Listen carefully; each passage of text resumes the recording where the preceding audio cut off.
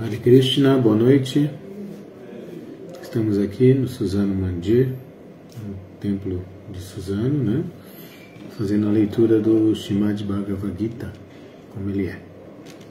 Hoje, então, vamos dar continuidade. Leremos, então, o capítulo 18, o verso 18.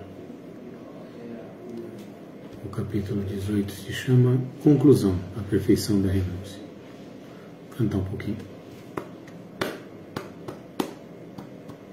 Jayo Radha Madhava Kunja Bihari, Jayo Radha Madhava Kunja Bihari, Gopi Jana Vallabha Girivaradhari, Gopi Jana Vallabha Girivaradhari, Yashodanandana Brajajana Ranjana, Yashodanandana Brajajana Ranjana, Jamunatira Vanachari, Jamunatira Vanachari, Jayo Radha Madhava Kunja Bihari, Jayo Radha Madhava Kunja Bihari, Gopi Jana Vallabha Girivaradhari, Gopi Jana Vallabha Girivaradhari, Yashodanandana Brajajana Ranjana, Yashodanandana Brajajana Ranjana, Jamunatira Vanachari, Jamunatira Vanachari, Jayo Radha Madhava Kunja Bihari. Estamos dando continuidade, né? Vamos ler o capítulo 18, verso 18.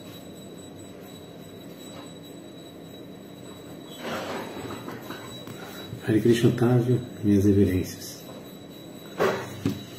Om Namo Bhagavate Vasudevaya, Om Namo Bhagavate Vasudevaya, Om Namo Bhagavate Vasudevaya.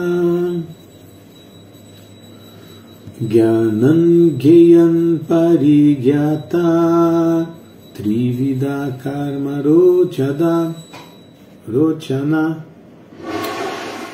Chodana Karanam Karma Karteti Trividha Karma Sangraha.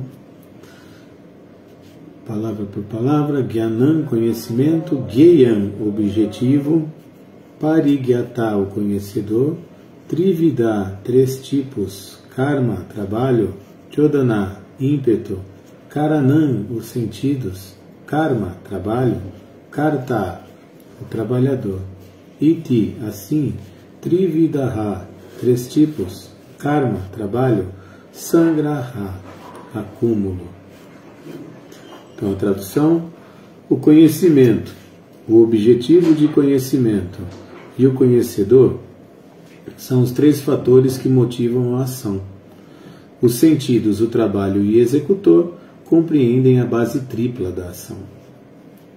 O significado dado por Sua Divina Graça, Srila Prabhupada. Jai Padmanabha. Hare Krishna.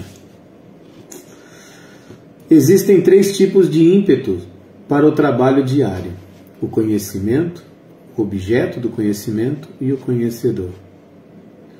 Os instrumentos de trabalho, o trabalho em si e o trabalhador denominam-se os constituintes do trabalho. Qualquer trabalho feito por qualquer ser humano tem esses elementos. Antes que uma pessoa haja, há algum ímpeto, que se chama inspiração. Qualquer solução a que se chegue antes do trabalho ser realizado é uma forma sutil do trabalho. Então, o trabalho torna a forma de ação, toma a forma de ação. Primeiro, a pessoa tem que passar pelos processos psicológicos de pensamento, sentimento e volição. E assim isso se chama ímpeto. Na realidade, a fé para executar atos se chama conhecimento. A inspiração para o trabalho é a mesma coisa se vem das escrituras ou da instrução do mestre espiritual. Quando há a inspiração e o trabalhador, então a atividade verdadeira acontece com a ajuda dos sentidos. A mente é o centro de todos os sentidos, e o objeto é o próprio trabalho. Estas são as diferentes fases do trabalho como se descrevem no Bhagavad Gita. A soma total de todas as atividades chama-se acúmulo de trabalho. Om Jnanati Mirandasya Gyananjana Shalakaya Chakshur Militam Jana Tasmai Shri Gurave Namaha Shri Chaitanya Manobhishtam Shtapitam Jena Bhutale Sayarupa Kadatma Hendadat Swapadantikam E Krishna Karuna Sindhu Dinabano Jagapate Gopesha Gopika Kanta Radhana Kanta Namostute Gyanan Jayam Parigyata Trivida Karma Chodana Karanam Karma Karteti Trivida Karma Sangraha. O conhecimento, o objeto de conhecimento e o conhecedor são os três fatores que motivam a ação. Os sentidos, o trabalho e o executor compreendem a base tripla da ação. Bom, aqui um verso um pouco técnico, mas levando para a realidade nossa, para o que hoje é como a gente vive, né? Deixa eu só continuar aqui. Jai Krishna Dama, minhas reverências, Haribol, Alessandra, Hare Krishna, boa noite. Deixa eu ver se o Padma já falei. Otávio também, tá? É isso aí. Aqui, esse verso, apesar de ser um pouco técnico, com as palavras, tudo, né? Demonstram exatamente como é uma ação, ou o trabalho, né? Algo que eu faço na minha vida. Sempre tem inicialmente 3 pontos importantes, que é o conhecimento, o objeto do conhecimento e o conhecedor. Então, tem um verso do Gita que Krishna fala, que é Kshetra Kshetra Gyayorevan, né? Aquele que com os olhos do conhecimento entende a diferença entre o corpo e o conhecedor do corpo, né? E aí, esse mesmo conhecedor do corpo é o conhecedor da ação. É aquele que medita, que ele fala aqui de objeto, o conhecimento. Prabhupada institui esse conhecimento como sendo a fé, o acreditar em algo, né? E quando eu acredito em algo, eu pratico esse algo, né? Então, eu sou o conhecedor, né, de algo que eu quero praticar. Então, eu escolho na minha vida as minhas práticas, os meus trabalhos, as minhas atitudes e atividades, né? Sendo assim, e aí os fatores que motivam essa ação são os sentidos, o trabalho e o executor, que é a mesma coisa. Depois que eu penso em algo, acredito em algo, minha cultura me traz a querer viver desta forma, e aí eu ajo de acordo com isso. Então, esse é um processo que passa por todos nós, todos os momentos, o tempo todo, né? E o que esse processo faz? É esse processo que vai estabelecer qual que é a meta da nossa vida e o que é, se o serviço ou o trabalho que nós estamos fazendo é para Krishna ou não é para Krishna, né? O executor sou eu posso executar atividades conscientes de Krishna ou eu posso praticar atividades que me enredem nesse mundo, né? Toda e qualquer atividade que não esteja baseada nas escrituras, seja feita sem desejo pessoal e seja feita para Krishna, é uma atividade devocional. Então, para ser atividade devocional, ela tem que ser baseada nas escrituras. Ela tem que ter desapego. Eu não posso estar interessado no seu resultado. E, ao mesmo tempo, eu também tenho que estar querendo dar tudo para Krishna. Se eu uso esses 3 processos, a minha ação é uma ação devocional, é uma ação em consciência de Krishna. Se eu falho numa dessas 3, né, ou eu sou inocente, não conheço o processo todo ainda, né, e Krishna me protege, ou eu estou praticando uma atividade sem consciência de Krishna. A mesma atividade. Então a gente acha que serviço devocional é o quê? O serviço devocional são as mesmas atividades que eu tenho normalmente, mas que são dedicadas a Krishna. Né? Ontem mesmo estávamos falando aqui à noite, no festival de domingo, daqui de Jundiaí, sobre isso. Né? A mesma ação de comer. Né? Eu posso ser até vegetariana. Né? Tudo bem, sou vegetariano, vamos dizer que teoricamente eu estaria dentro das normas das escrituras, do comer das escrituras. Né? Mas se eu não ofereço esse alimento para Krishna, ele não vira serviço devocional. Ele não vira uma atividade purificatória. Então a última fase, que é fazer para Krishna, eu posso até estar desapegado do resultado. Estou comendo só para me manter vivo, vamos dizer assim. Mas se não for oferecido isso para Krishna, ele não é serviço devocional. Né? A gente vê muitos devotos se confundindo, achando que o veganismo é mais importante que o vegetarianismo. Né? Na verdade, o que é mais importante do que qualquer um dos dois é o oferecer isso para Krishna primeiro. Porque Krishna explica isso, ele fala, Patram Pushpam Falantoyam. Ele falou, se alguém me oferecer com amor e devoção fruta, folha, flor ou água, aceitarei a oferenda. Com amor e devoção. Né? Ó descendente de Kunti, tudo quer que você faça, tudo quer que você coma, o que quer que você dê, faça isso como uma oferenda a mim. Né? Então, toda atividade, para ela ser realmente trabalho em consciência de Krishna, ela tem que estar embebida de fé na consciência de Krishna e embebida de prática para Krishna. E não é só falar, eu vou dar esse dinheiro para Krishna, não é só isso. Tem todo um processo, né? Mas um processo cerebral, um processo de consciência. Então é isso que esse verso bate muito forte. Né? Eu tenho conhecimento, e daí quando eu tenho conhecimento de algo, eu tenho o objeto desse conhecimento, onde eu chego. Hare Krishna, Mãe Sita.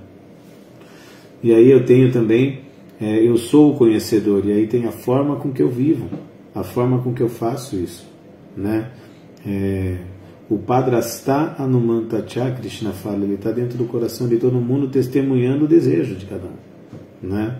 E aí ele fala, Sarvasya Chahan Hridisa Nivrishto, Mata Smriti Gyana Apohanachaya. Eu estou no coração de todo mundo, dando conhecimento, lembrança e esquecimento, de acordo com o que a pessoa quer. Né?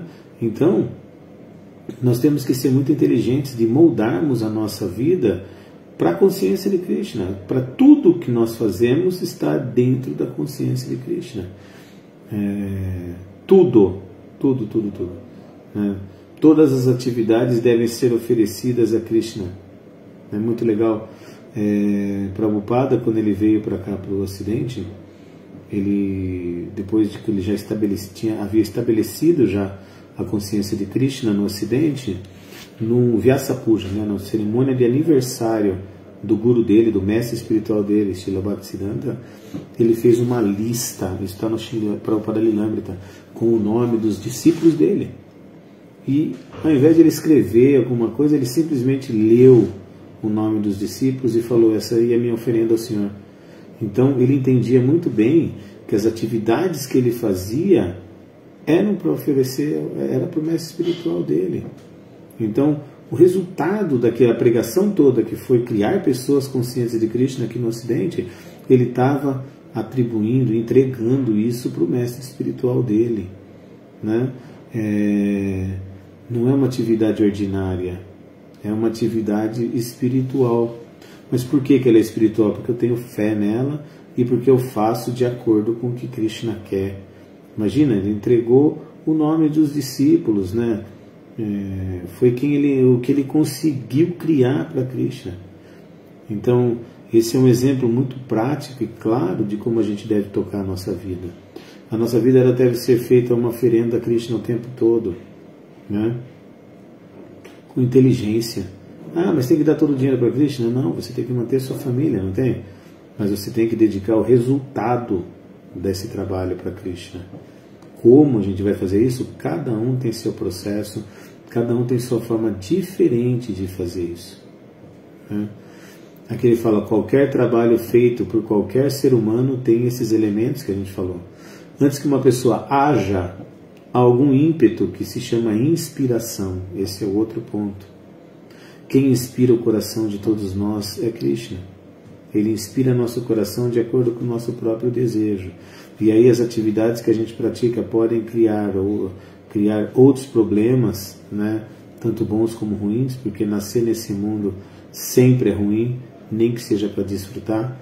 Então qualquer atividade que me envolva, que me enrosque, que me trave nesse mundo, não é boa.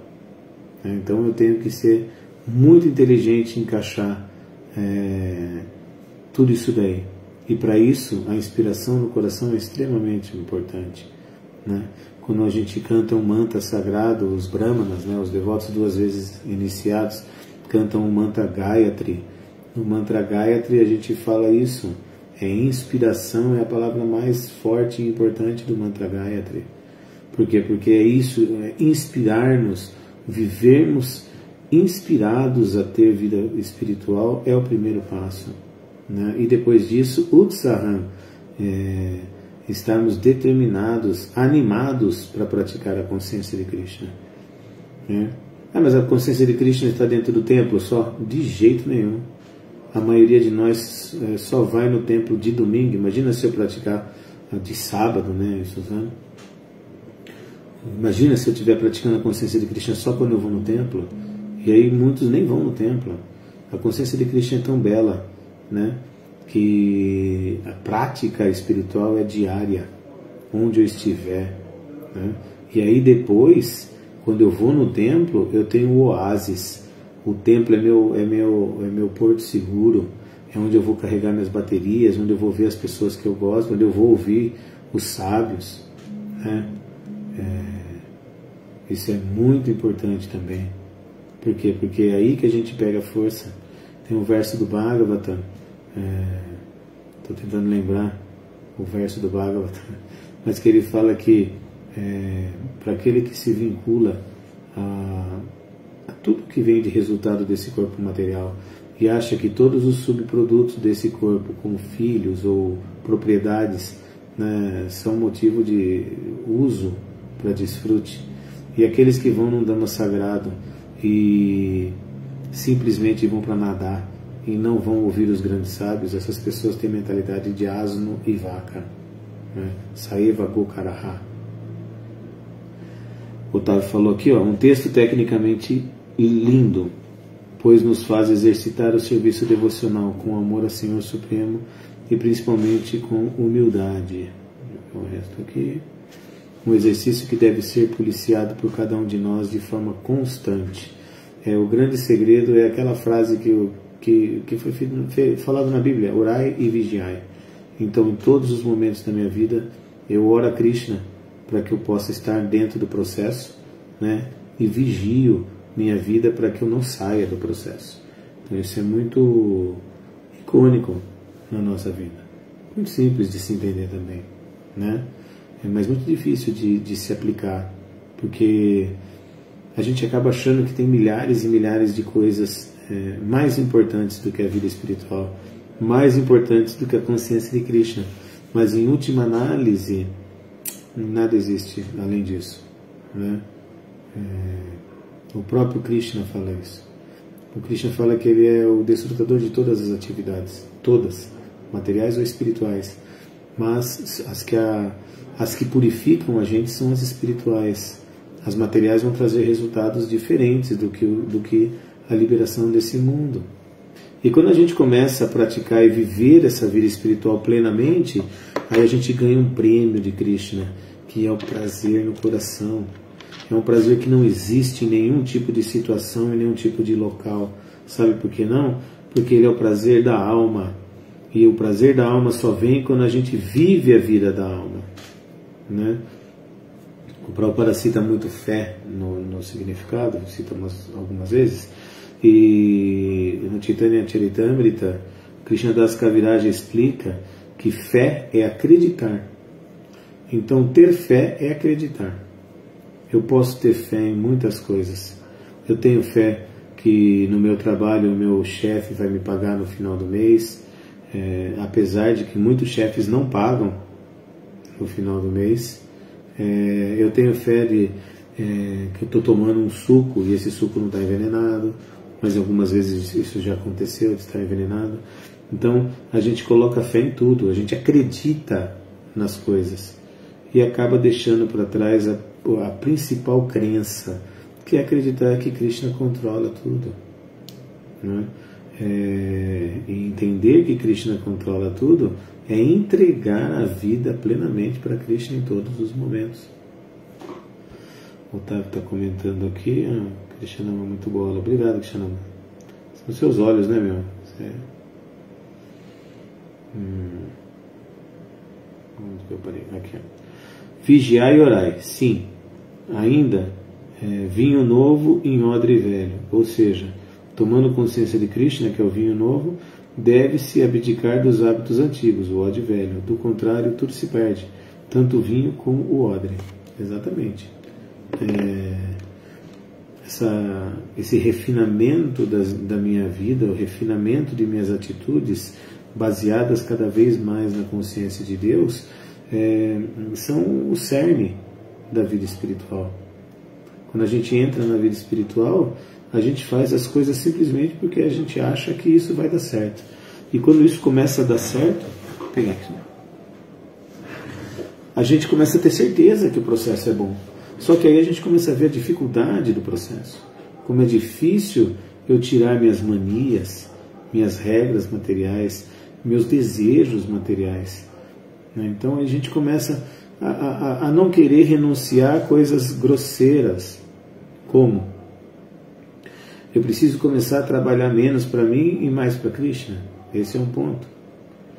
Só que quando eu começo a perceber que mesmo trabalhando para Krishna, se o meu desejo lá dentro é glória, ter glória, ser glorificado, ou parecer um devoto muito avançado, eu também não estou praticando serviço para a consciência de Krishna. Eu estou praticando serviço para a consciência de tornar-me um figurão na consciência de Krishna. Então, é muito importante, o Otávio citou de tirar os hábitos antigos, né? E também manter os hábitos antigos bons e ao mesmo tempo criar hábitos novos e que virem hábitos mesmo, né? Porque a gente vê muita gente praticando o processo da consciência de Krishna por algum tempo, até ser iniciado ou tomar Brahmana, e vai embora, né? Essa pessoa deixa o processo ou até continua aqui, mas ela fica aquela vidinha medíocre, né? Medíocre é porque está sempre naquela médiazinha, né? Sempre marginal, desfruta um pouco, vive a vida espiritual um pouco, e isso é um processo. É claro que isso é muito melhor do que só desfrutar. Mas onde eu quero chegar? Acho que a grande pergunta que a gente tem que ter na nossa cabeça é o que eu quero para mim, o que eu quero para a minha vida. Planejar. O brasileiro não tem mania de planejar, né? Faz tudo sem plano, né? E aí o resultado é aleatório. O resultado vem das atividades e atitudes. Mas aquela pessoa que planeja, isso no mundo material é assim. Quem não planeja nada gasta todo o seu dinheiro, nunca tem nada, não consegue viver mais tranquilo, não passa a fase ruim da vida, assim, financeiramente falando. Quem se planeja passa apertado um tempinho e depois libera, depois consegue desfrutar do que fez, da regulação, do controle que teve, né? Vida espiritual é a mesma coisa, né? Eu não consigo praticar a vida espiritual, o primeiro passo, eu não consigo ter vida espiritual se eu não estiver no modo da bondade. Não, a maioria das minhas atitudes, a gente tem mesclas de modos, né? Mas a maioria de minhas atitudes tem que estar no modo da bondade. Só que, se eu tenho qualidades de paixão e ignorância e eu não trabalho essas qualidades para chegar ao modo da bondade, eu até pratico serviço devocional, mas é um serviço devocional que não se mantém. Por quê? Porque eu não vou aguentar, eu vou querer fazer coisas, eu vou querer ter coisas, né? Quando eu estou muito no modo da ignorância, eu vou querer ficar inerte, não fazer nada, né, preguiçoso. Quando eu estou muito no modo da paixão, eu quero criar tudo, criar, mas eu não mantenho nada também. Então, o sinal de modo da bondade é o que a gente está falando, que é essa programação, é o construir um processo, construir um projeto, saber onde eu posso pisar, onde eu não posso, o que posso fazer, o que eu não posso. Essa construção é modo da bondade. Né? Quando eu construo e eu vou fazendo planos, vou colocando metas, eu não estou falando dessa vida materialista louca, né? Que só fala meta, e uma coisa acima da outra, e vai, aumenta e vai mais um pouco de novo. Não é isso. A meta é voltar ao lar. Então, a hora que eu chego numa situação de estar plenamente autorrealizado, eu paro. Eu paro e continuo vivendo daquela forma para o resto da minha existência. Porque essa forma de viver é a forma importante. Então, eu tenho que colocar esse trabalho. Eu sou o executor, né? A base tripla de ação, como que Krishna fala nesse verso, deve estar vinculada com a prática da consciência de Krishna, que basicamente é simples, é um beabá. É um beabá que tem que ser aplicado, que tem que ser utilizado, tem que ser feito. Tá bom?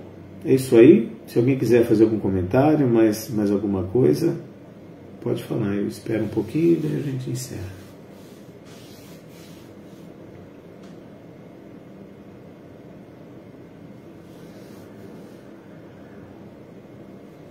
Bom, acho que é isso então, né?